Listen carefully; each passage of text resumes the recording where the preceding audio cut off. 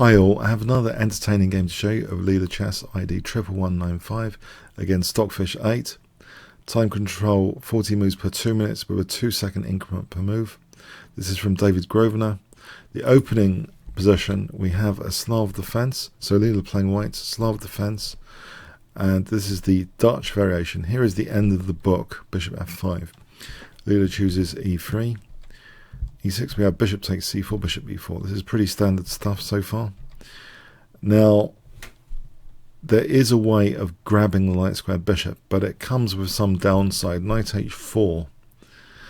Black plays bishop g4, and now f3, so some weaknesses have been created to try and grab the bishop pair from black. Now g4 here. We have knight d5 counter-attacking this knight. This knight now moves back. It's unwise to take this bishop here.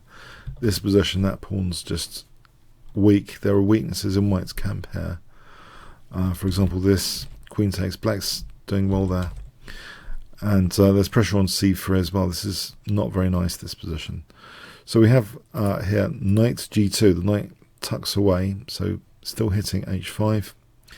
Black hasn't got time to take here. This just leaves another piece liability after rook a3. Both bishops will be hanging, for example, like this. Both bishops hanging. So black here just moves the bishop back. And we have knight a2 now, so not only taking the pressure away, but threatening to take on d5 and take on b4. So the bishop moves back. e4. This is already an impressive looking center. Bishop drops back. c5. a5 kicking the knight back. It goes to c8. We have d5, queen c7, putting pressure on the h2 pawn.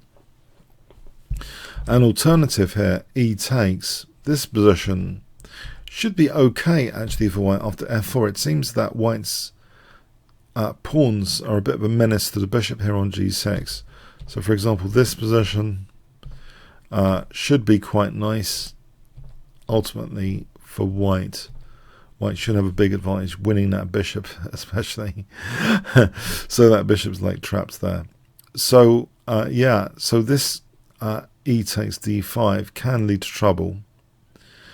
And even if provision was made for the bishop, let's just review that again with h6 making provision for the bishop. If the bishop ends up here on h7, this is just nasty for black. This position, it's a clear advantage for white. So we see queen c7 just striking at h2 here. And in fact, Leela plays knight c3. If the h pawn is moved, this seems annoying. c4, for example, h5 here. This kind of scenario might actually just end up, it's slightly different, it just ends up being even, technically even.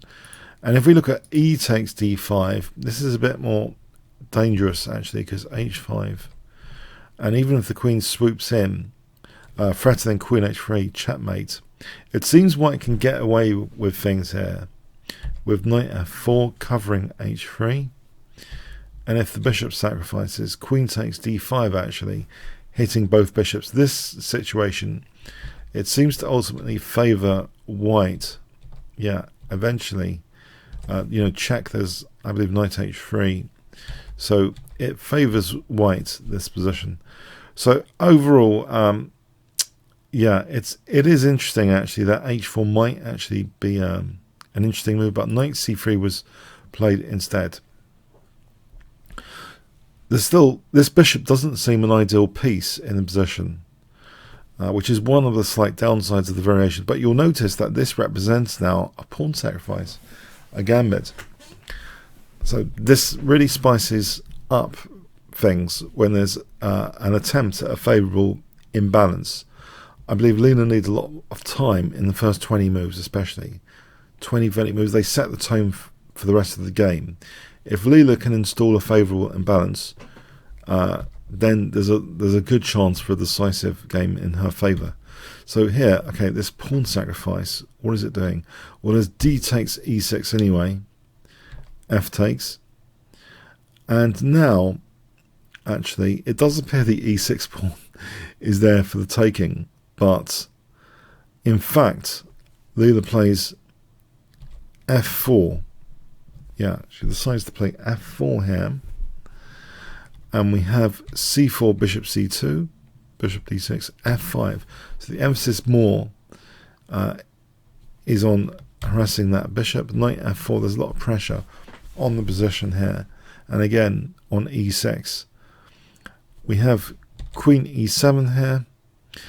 And yeah, there's a possibility of queen h4 check here, which is very dangerous indeed.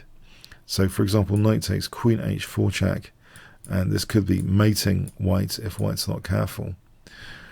So after queen e7, we have king g2.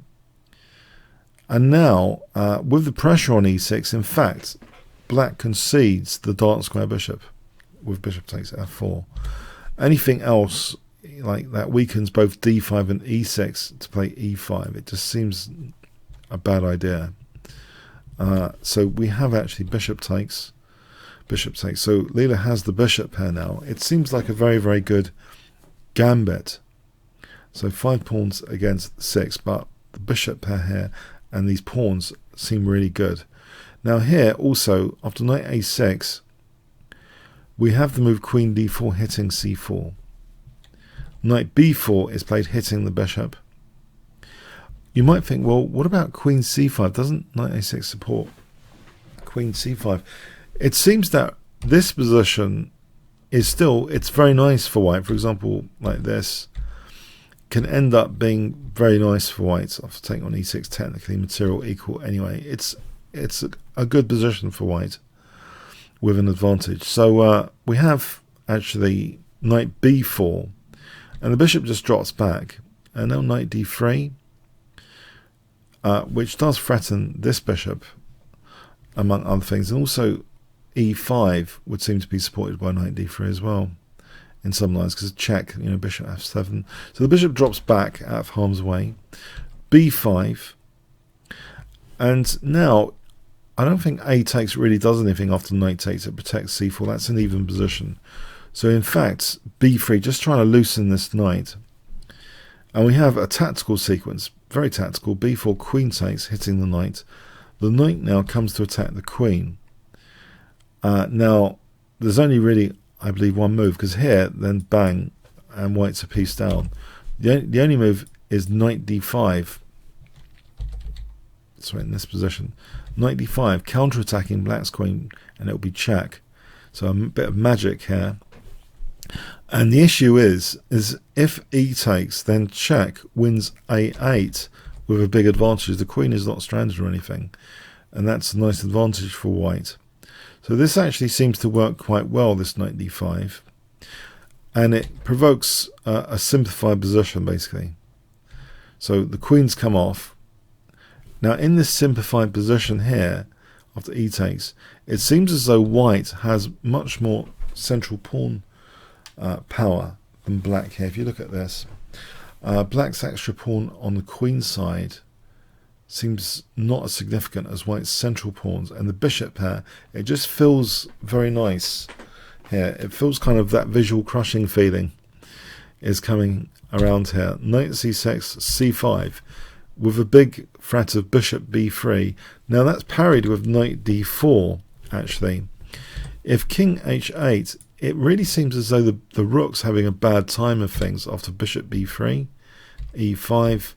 The rook's getting kicked around, for example, like this, and the central pawns look a real menace. So this looks absolutely terrible for black potentially. If that move is needed, then this is bad news basically. Bad news bears, because there's the tactical possibility of taking now on c6 and playing bishop e5. So after bishop e4, the rook's actually stranded here in this situation. So this is actually working well for white. So this is just a fictional line. Maybe g5 isn't essential, but it does look as though this is bleak for black here. This looks very bleak indeed. There's going to be ideas of taking in bishop e5 and rook g4 sometimes. So this line is all it seems. It seems black's in a bad way already basically. So knight d4. We have king f2 about to harass the knight, Try and kick it off so bishop b3 can be played. b3, this looks a little bit on the desperate side. So here, bishop c6, king e3, and now check. On knight b5, simply bishop takes b3. Totally winning for white, it seems. So check, bishop takes e4, but now black has just loose pieces. Nothing's pegging in the pieces. They're just both really loose pieces. Knight d4, rook b4. They're just, something's falling off the board here. Yeah. Bishop g2, rook f2. So both of them attacked. You get a lot of fun on the faster time controls, which is why I like these games a lot, actually. A lot of fun. Knight c6. Does this work out here?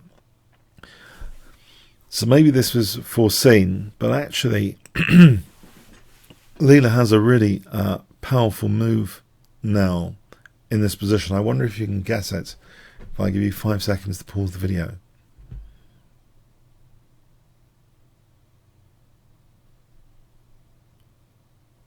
Okay, bishop b3, yeah, an exchange sack, because there's a massive pin here. So that's taken, and now rook takes g2. This huge pin guarantees white the exchange back any time. Knight c6, bishop d5, but Leela celebrates the pin. It is a long-term downside, not just a short-term, sometimes a pin piece. And we're seeing that here. This is torture now. f6, threatening rook takes g7. So g6, form pawn installed as part of the celebration of the pin. There was no choice, you know, if here, then bang, rook takes g7, just put it on the board, and rook takes, end of game. So we have g6, and now really sadistic move, king c3, which gives rise to possibilities like rook b2, but also even a6 was strong. If we look at a6 here, this was simple and strong as well.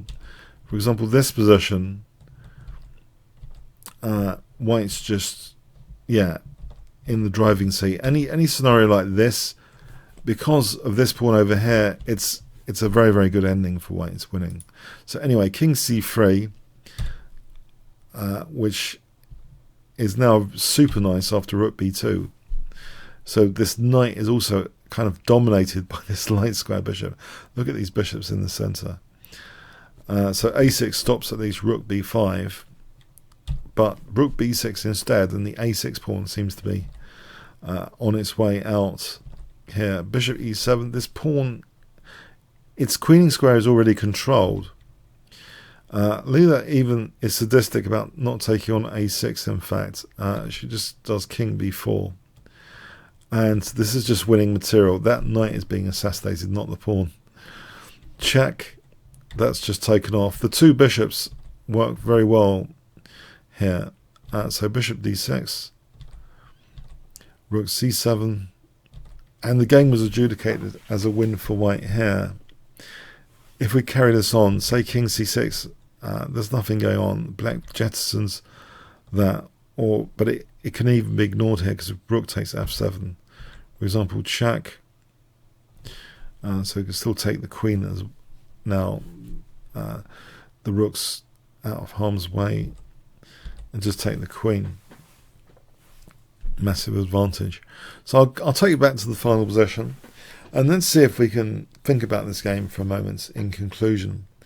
Well, this Dutch variation does seem to have a slight downside of a hemmed-in bishop, but it seemed to be more significant than that.